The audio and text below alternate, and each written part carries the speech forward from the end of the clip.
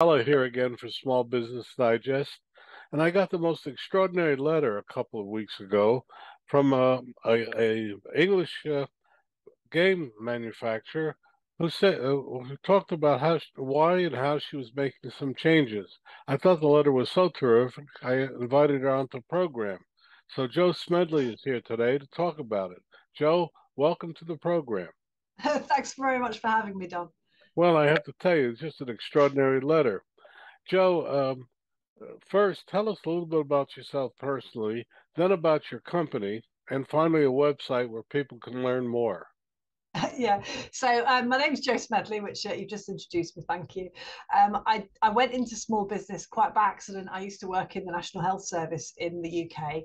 And I was looking to get out, as a lot of people try to, when they realise how much hard work it is working in the health sector.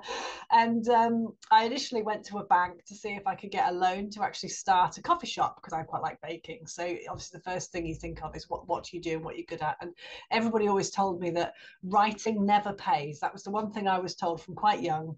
I've always wanted to be a writer, always enjoyed writing, creative writing. Even when I was in school, I was writing. And the one thing I was told is don't do English at the next level because writing never pays. You will never make any money writing. So I gave up writing quite early on for professional things. And then I looked to getting a coffee shop. I couldn't get one, but by this point, I'd already written a lot of murder mystery games. When we moved down from Aberdeen to Grimsby, which is quite a long way. So for those of you in the States, it's a good 8 hours by car. It's not something you go backwards and forwards on a commute. So it was a long drive, and we knew nobody in the Grimsby area, and we'd already been playing role play games and murder mystery games up in Aberdeen with friends from the church. And when we moved down, we thought, what a great way of meeting new people and getting to know people really easily and really well. So we started playing murder mystery games, just the ones you could buy in the ordinary shops. And we were playing with friends and we made loads of new friends really, really quickly because we were used to hosting games and having people around. It's a nice icebreaker playing games. So that was the right, really nice way to get. Anyway, by the by, I started to get involved in the local church and the church youth group, and they were desperate because they'd seen us play murder mystery games with some of their parents, and they were desperate to play a murder mystery game. And I don't know whether you've ever been to the shops, but quite often you go and find a murder mystery off the shelf and you have no idea what the content is. And we often found that we would go to a shop and you'd get midway through and the content was inappropriate, let's say, for children. So I said to the kids, look, I'm a writer.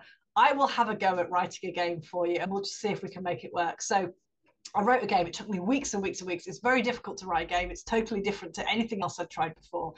And we tried it with the adults. The adults loved it, absolutely loved it. The parents of the kids were like, write more. Who cares what the kids are going to do with this game? Write more. We loved it. So I ended up writing a lot of murder mystery games. So when the bank rejected me for a coffee shop, friends of ours who ran a website business at the time said, why don't you just try selling these games that you're writing? Because surely somebody else must be looking for games. So we set up in business, and that was how Red Herring Games got started. So the Red Herring Games is a fish for the ichthus because obviously we're related to the church. Red Herring fits with murder mysteries, and obviously Red Herring Games because we're in Grimsby and it's a fishing town. So it was the perfect kind of name for us over in the UK, and we are based in the UK. Hmm. So that's where we came from. Okay, and your website? The website is very easy and you can just Google it and you'll find us. But if you type in www dot and then red like the color, so red hyphen like a dash, herring like the fish, HERRING hyphen, and then games like board games, GAMES.co.uk or .com, both will reach us. Okay, but before we go further, when you say games, what do you mean by a game and uh, is it a board game? What kind of games are they? Yeah, so it's a board game. So it looks something like this. So for anybody on radio, you won't be able to see it, but it is a box. It's a box set. You don't need anybody with you to play. Everything that you need is actually in the box that's provided. What I'll do is I'll open this one up while I'm on air with you. So when they arrive, these ones are ones that we're actually shipping over to Amazon in the US because we've just rebranded over in the US to Crime Time. So if you're looking for us on Amazon US, you won't find us there at the moment. We're just rebranded to Crime Time over in the US due to a legal dispute. So that's the box. Take off the belly band. And then inside the box is everything that you need to play the game. So you have invitations and envelopes. So that is so you can invite your guests along to the party, and it tells them who they're going to play, how to dress up, time, and everything else. We always supply everything with full instructions. So you'll have your full instructions, and you'll have some ideas for theming, which also contains recipe suggestions. And I should mention, just in case Elspeth is watching, this is a game written by an author. So when I started Murder Mystery Games off, I was the primary writer, but one of the things I wanted to do in writing was to make writing pay for other authors. So what I said to the authors, I came up with an arrangement whereby authors could apply to write for us. We would explain how to write murder mystery games. We'd mentor them through the process, and they would eventually become authors. So this is actually a Canadian author who wrote this game. So we don't just have British authors. We've got American authors. We've got UK authors. And we've got Canadians as well. So this is one of Elspeth's, one of her popular games. So then in the game, as well as that, when you get to the party, you've actually got character booklets that explain everything you need to know about your character on the day to play it. And we also supply a sealed envelope with the solution in it. Now, inside this envelope is the inspector booklet. So if you have somebody extra at the party, so you've got a 6-player game, but you're going to have 7 people there because you've just got an odd number of players, then you can play the inspector, and the script is all in here. It contains everything you need to know to be the perfect host would be in that envelope. But also we have an inspector on MP3, so you can play the sound files, or we have it on video, so you can actually get a UK actress or actor who will actually be with you throughout the whole evening on video because they have the inspector recorded, and then you just get some name labels as well. Everything you need. That's fascinating. In this world today, I didn't know people still got together and had mystery parties.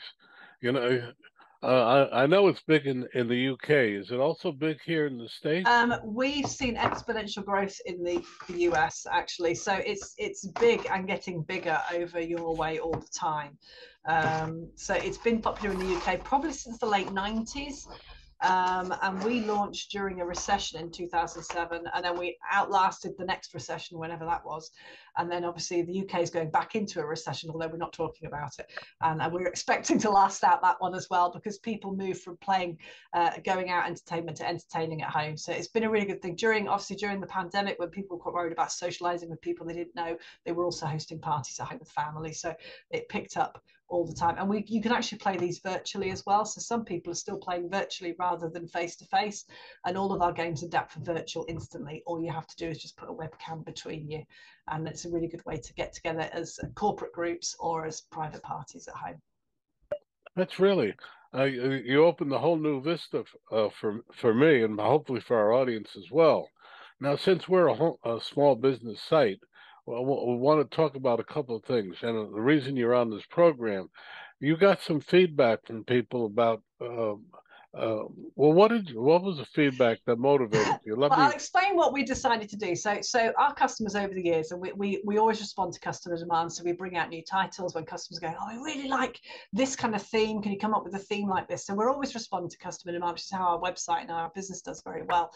And one of the feedback we always had is we've got people who want to come to our party, and we've maybe got an uneven gender split, or we've got somebody coming who would be uncomfortable in a relationship, or we've got a very young member of the family coming, and we don't want to have a love tangle between people in the group, or we've got somebody who's maybe gay, bi, trans, in that kind of LGBTQ community, and we're not sure which character to give them. We don't want to make them feel uncomfortable.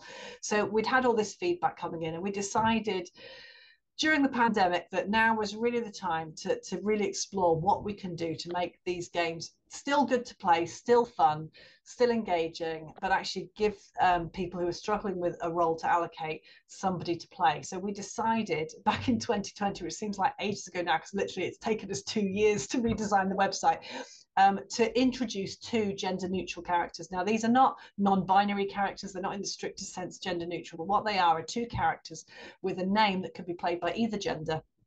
And it means, there's not going to be a love tangle in those 2 characters.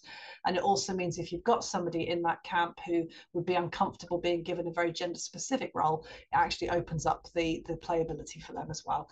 So it means if you've got an uneven gender split, so if you've got like 4 women and 2 men, you can just allocate the gender roles accordingly, and then the two gender neutrals become your four men, and it will work. So that's what we decided to do. It kind of, we decided to do it purely because of the, usually for the uneven gender ratio, but we realized by fixing this problem, it would actually also help all the people in the LGBTQ community who were struggling with the role allocations as well. So we thought it's a win-win for everybody. We were quite pleased with the decision to do it. We worked out how to do it. It wasn't easy, but we were like, we put our thinking heads together, we worked out exactly how to do it, and we spent 2 years of our lives basically rewriting all of our titles, making them much more appropriate, fixing all the stereotypes. We had a lot of feedback on some of the games. Obviously, they were written like 20 years ago, some of these games, and stereotypes move on, and you realize actually, you know, maybe saying that somebody was a woman and therefore weak is no longer appropriate, because what, you know, you get women firefighters, you shouldn't just say somebody's weak because they're a female. So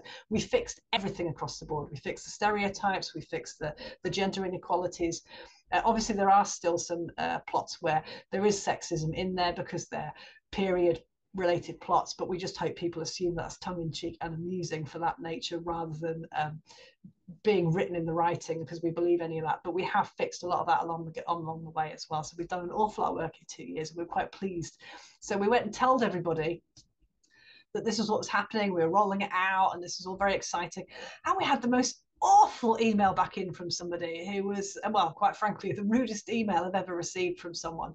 And we have people in the LGBTQ community in our office, and I was so pleased that I pick up the inbox because I was horrified at the bile I got through on email. And I was just like, this is good. For this day and age, I thought by just introducing, and I did explain to all the customers who were introducing two gender neutral characters, mainly because of the uneven gender split and everything else, but that it also fixed this other problem that people were experiencing.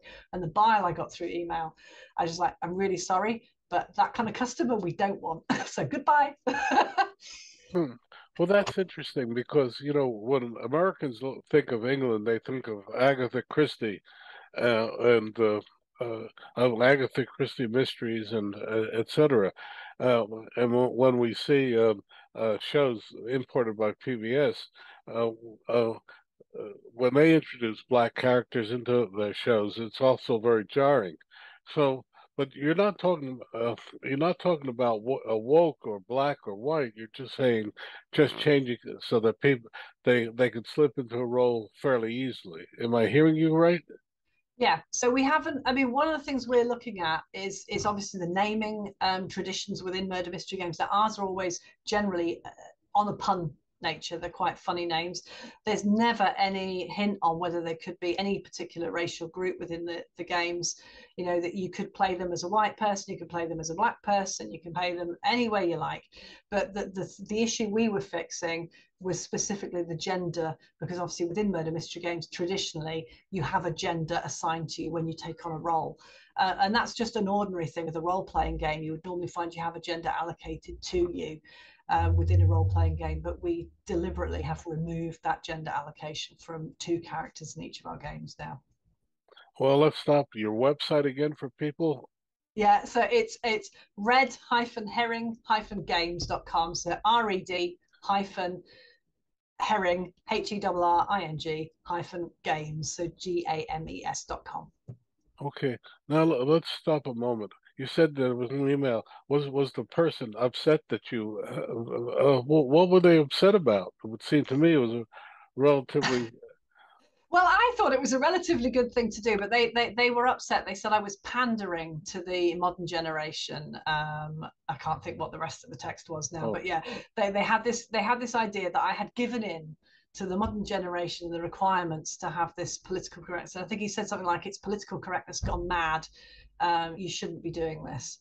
And there was a few other things in there as well, but it. I just thought it was completely inappropriate. That the attitude was completely inappropriate. well, let's stop a minute. We're used to Clue, the game here in the United States, where it has Colonel Blimp characters, etc. Your characters are not stereotyped like that, are they? Some of them are. So we call it Cluedo in the UK. So there's an interesting fact for you. We don't have a game called Clue. It's Cluedo. I don't know why that's the case in the UK, but it is. So some of our games have an Agatha Christie kind of element to them. So Murder at Merchester Hall is one of our most popular kits, and that has a brigadier rather than a colonel in it. but it's got all the standard characters you would expect to find either in an Agatha Christie novel or in Cluedo, or Mhm. Clue, as you call it. So we have some games that kind of fall into those stereotypical golden age of fiction kind of mysteries, which is what Clue kind of falls into. But we've also got some really modern games.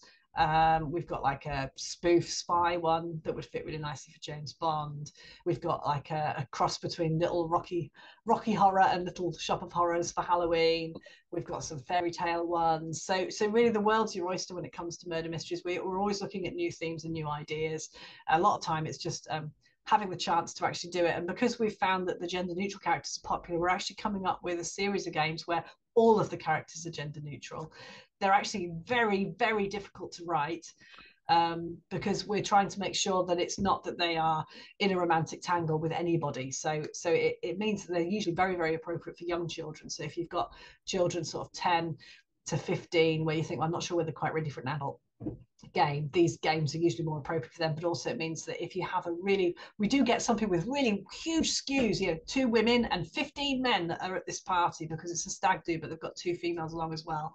We're trying to fit that without them having to pay to have us adjust it, because we do adjustments as people require them, and quite often they come to us with a wide skew. We're like, well, we can do it for you, we can adjust the game for you, but there is a charge to it, and it affects the inspector. So what we're trying to do with these gender neutral games is create a platform where literally anybody could come in any character, and you can just have one off the peg, so you don't have to have it customized. So we've got 2 out already. One is a steampunk murder, so that one's already gender neutral. We've got one called It's a Wonderful Death, which is kind of Christmas panto kind of theme. That's out for Christmas, and we're currently working on a gender neutral 1920s-esque kind of murder at the Great Gatsby kind of idea. So that's taking a while to sort out, because obviously Great Gatsby, the actual thing, is all about love tangles and romance and everything gone wrong. So trying to like get that theme and then just move it completely away from relationships is a little bit of a challenge, but we're on with that at the moment. Well, let me ask you this now. Are your games limited to 6 people, or can they be like 14? How do you establish how many people can participate? So we have games. So we've written and designed our very own kind of format for writing games, which means that you can have a game for 6, 8, 10, 12, 14, 16, 18, or 20. So those are our standard dinner party packs that people buy and play at home. So usually they would pick however many players they're going to have, and then they buy the right number game. There are murder mystery firms out there who have what they call a flexing party, where you can pick the game and then you assign the characters and then you play it. And it sounds like a really great idea on paper, but everybody that's come to us afterwards has said, well, it's fine, but literally anybody could have done it, because you pull out a name out of the hat at the start of the night that they're the murderer, but literally everybody knows that anybody could have done it, so you can't solve it, whereas ours are specifically designed to be solvable. So because of that, you have to know who's done it before. We know who's done it, you don't. So the way they're written, we have to have them flexing. So you go all the way up to 20, and then we actually have a selection of games for 20 plus. So if you've got a very, very large group coming around, we can create a game for you for a large group, and those are a little bit more flexible in terms of numbers, but you would decide on your key number of cast, and then you have everybody else in a detective role. And here in the United States, you're marketed through Amazon. Yeah, so we're on Amazon as Crime Time, so you'll find us on Amazon at the moment on Crime. If you look up Crime Time games, or Crime Time for the Detective in You, which is the trademark there, you'll find us on there, on Amazon.com. Well, let's talk about operations. Do you send your bulk shipment to Amazon, and they do the rest here in the States? Yeah, so we've got a system in place whereby we ship directly into the Amazon warehousing. For anybody who's worked with Amazon before, you'll discover how awkward the whole Amazon situation is. It's a great selling platform, but very, very difficult to operate as a small business. I won't even go into detail. It's just a nightmare to work with. They have a monopoly. They have a great system, but it is not the easiest to sell through as a small trader. But they do have the audience, so you do need to be on Amazon as well as everywhere else you are. So we send into their storage center, and they then ship out directly from there. We also have another third-party shipper that we send things to, as and when it's been in stock too long at Amazon. You have to take everything back out again, and we have somebody we use for that as well. And what that person does is they help us with the shipping. So if we get an order in the UK on our UK website, if it's in stock with the third party shipper or Amazon, we sell it directly to somebody in America. It doesn't go across, and there's no customs fees and things. But if it's one that we don't have in stock over there, it goes across, and there may be a customs charge as it comes in. Oh, that's interesting. Um, but now, what? Look, again, I'm having trouble realizing that people still had parties here.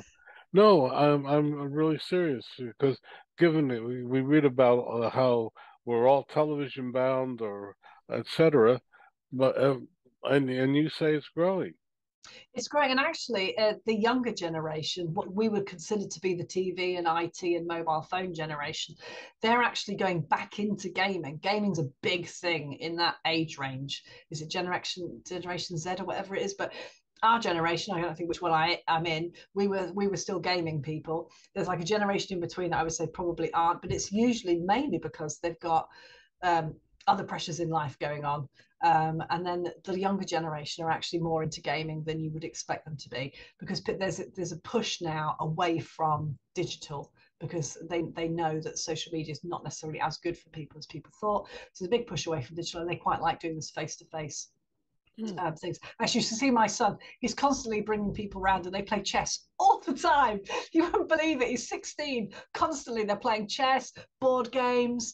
You know what you wouldn't expect a 16-year-old to be doing. They're always playing games. So there's a big push towards gaming, and things like community cooperation games, or games that are quite long to play, like Carcassonne, one of my favourites. They're all getting involved in those kind of things, and role play games. And obviously with Stranger Things, that's been very popular recently, that was all about Dungeons and Dragons and that kind of role play community, and that's also helped as well, I think, with the other generation. Hmm. Well, one more time, your website for people. Yeah, it's www dot and then red like the color, so red hyphen herring like the fish, so HERRING hyphen games like board games GAMES.com. Okay, we have just a couple minutes left. What would you like to leave our audience with? Oh, that's a hard one.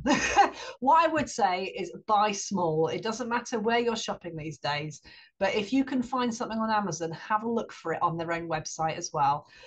Because big multi-conglomerate organizations like Amazon take probably 50 to 60% away from the small business on the sale. So while you might think you're getting a bargain, you'll get the same bargain on the own website, the brand's own website. And it means that they get more money in the small business pocket. So if I could sort of tell anybody anything for Christmas, if you can spend £5 small, shopping small, rather than with a big corporate entity, take that money and take that a little bit of extra time just to go Googling to find something on a small website and spend there for Christmas. That's a wonderful ending statement. And on that end, Joe Smedley, we say thank you for a very informative half hour. Thank you. Thank you very much.